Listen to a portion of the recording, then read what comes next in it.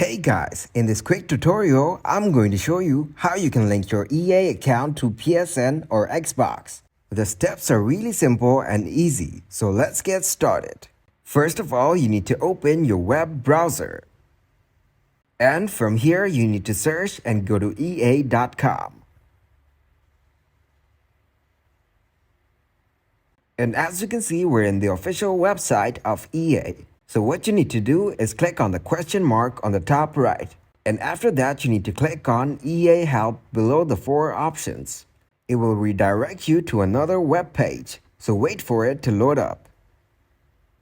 And now we're in the help page of EA. So from here, what you need to do is click on Login from the top right corner. And as you can see, we're now in the login page of EA account. So here, you will get to see multiple options. So click on PSN. It will redirect you to the login page of PlayStation. So all you need to do is put in your login information of your PSN account, and then it will be connected to your EA account. In the same way, you can connect your Xbox as well. So that is how you can link your EA account to PSN or Xbox.